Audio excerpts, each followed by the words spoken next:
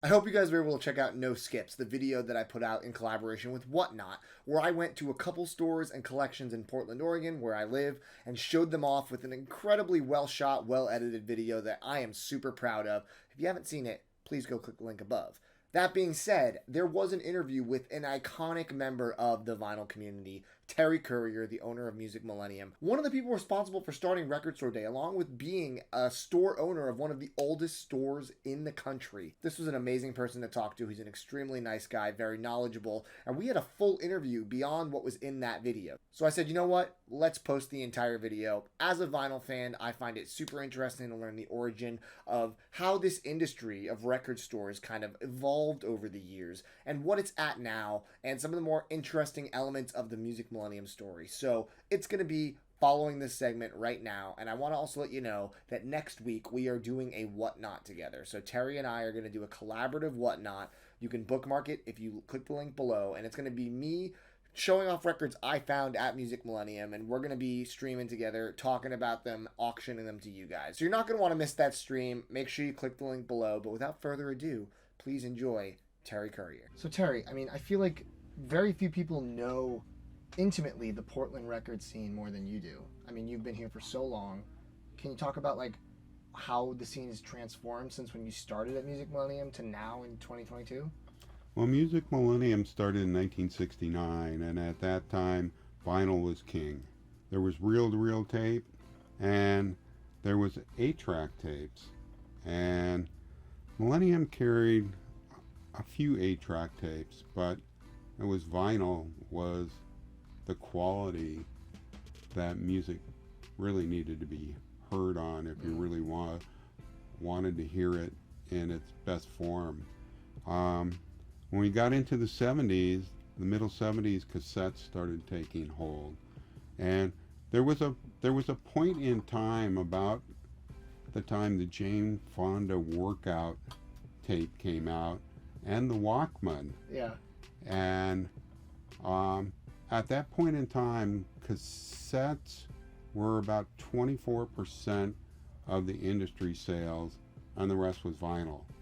But in 1 year, cassettes grew to be 51% of the business of the industry because of the Walkman. Just convenience. Just convenience. People wanted convenience. Well, vinyl's extremely inconvenient. Yeah. I love it, but... The early 80s. The CD comes about. Mm-hmm. It was convenient. Yeah. It was another portable music format people looked at.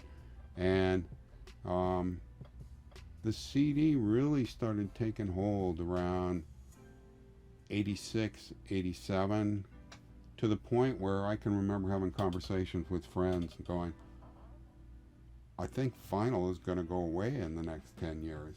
Oh no, vinyl won't go away. There's this many turntables per household, and there's this many records in each household in America. They're never going to go away. And by the end of the 80s, the major manufacturers weren't making vinyl at all. And the only people that were making vinyl were really little indie rock labels. There was a lot of 7 inches. The punk scene, right? Pretty huge throughout.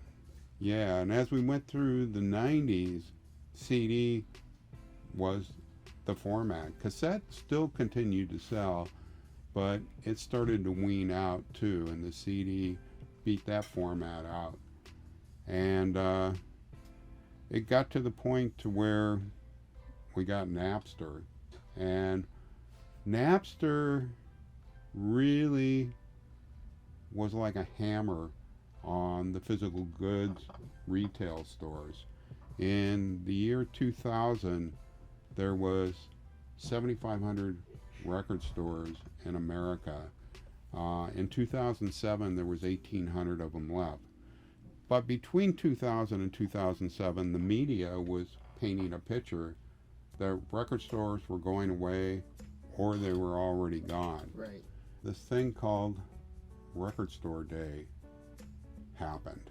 And Record Store Day actually goes back to, in 1995, I started this group across the country of non-competitive record stores called the Coalition of Independent Music Stores. and it was made up of stores that were in non-competitive cities. So the whole idea about it was that maybe a store in Austin, Texas, or Denver, Colorado would share information with a record store that was in Rochester, New York. And we could make each other stronger by sharing ideas and kind of like being a support team. And out of that, 2 other coalitions started. And in 2007, the 3 coalitions got together and went to the industry and said, would you be up for making vinyl on some compelling titles, hoping that some of those were going to be unreleased titles, live recordings, and great records that just haven't been in print for years. And that year, they were granted like 50 releases for this particular day. Record Store Day hired a national publicist to tell a story about this day, but also tell the story that, hey, there is 1,800 record stores out here, and yes, they carry records. And that campaign was a huge help to the independent record store sector. And if you look on a graph, you can see vinyl being here in 2007. You can see the upswing of vinyl has been a constant up since that point. Do you think Record Store Day was a primary reason as to why the Renaissance happened in like 2012, 13 in such a big way? Oh yeah, definitely so. I mean, you could feel that there was things starting to happen a little bit. I mean, just micro bit.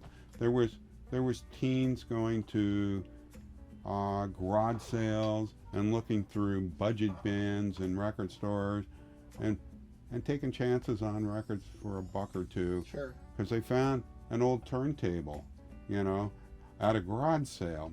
Why not try it out? Yeah. And, you know, something that you can't find today. You very seldom find good old stereo gear anymore because everybody scarfed it up. Right. And all of a sudden, vinyl also became this bridge between generations because parents and grandparents became cool because, oh, you got records in the basement. Hey, you Grandma, know? can I see what records you have? Yeah. And they started digging through those things. And, you know, especially over the last 15 years, we've seen, you know, kids and their parents come in, kids and their grandparents come in shopping together. If you look at the records that are bought today, you know, yeah, there's a lot of hip-hop records and contemporary records that are bought by people, but man, there's a bunch of records that people are buying from 40 or 50 years ago. And if I put that in proportion, when I started working in a record store in 1972, there wasn't many people in my age bracket that were buying records from the 30s and 40s at that time. And that's kind of what it's like. You know, people are buying Led Zeppelin records and AC/DC records and Grateful Dead records and Pink Floyd records. So I mean, you basically helped start Record Store Day. You were like one of the people that led this thing that's now such an like a cultural institution within the vinyl community. Kind of so. You know, I sometimes give Garth Brooks that credit. Because in 1993, there was 4 major record distributors in the industry that came out with policies that if you sold used CDs in your store, they weren't going to support you with advertising or merchandising money. And I wrote this 3-page letter and sent it to all the presidents, vice presidents of distributions and labels and stuff, as well as the trade publications, and kind of waged a little war between me and the industry. And over the next 6 months, there was a lot of press about it, and other record stores around the United States started coming out and goes, hey, I like what you're doing. Is there anything I can do to help you on this? And then one day, Garth Brooks came out with a press conference that said, I don't want my new records sold in stores that sell used CDs. We pulled the product out of both of our stores and wrote it up for return on all Garth Brooks stuff within 10 minutes. Wow. And I did a protest barbecue in the back parking lot and invited the media down and the public down to bring their Garth Brooks posters, vinyl records, VHS tapes, and I was going to barbecue them on the grill. And, you know, every media in town called in that week or came to the store. And the day of that actual barbecue, it looked like there must have been a presidential election out there. There was so many media trucks out there. And so I took it a step farther and I did a tour, and I set this protest tour up at 9 record stores down I-5 from Bellingham to San Diego. And in the ultimate end, we won. Yeah. And we sent, this was before the computer, and we sent press releases out to every major media in the United States. Out of this, I found out, oh, you know, record store owners have a lot in common with each other. And that was my inspiration for starting this group as a support team. Well, you know, I wanted to go back to that because I thought it was interesting that you said it was non-competitive record stores. And I have a philosophy that, you know, I'm a new store owner, so maybe I'm completely off base. But I think, unlike a lot of other retail, record stores are pretty symbiotic. They kind of help each other because every store has different used records. You go into a bin, you don't know what you're going to find. And I feel like the more stores there are, the more collectors pop up, the more they're patronizing all the stores. Do you think there's truth to that? There's truth to that. It hasn't always been that way.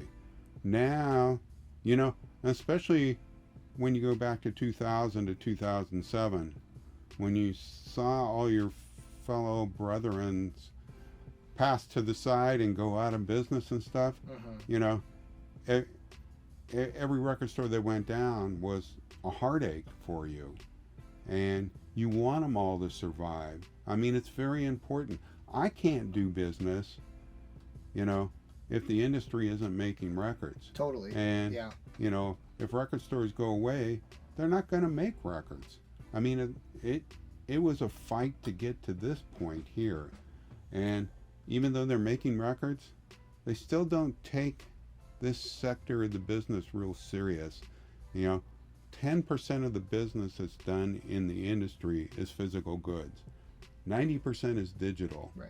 I mean, 10, 15 years ago, all those major record companies out there would have loved to seen us all go out of business and not have to deal with this part of the business at all.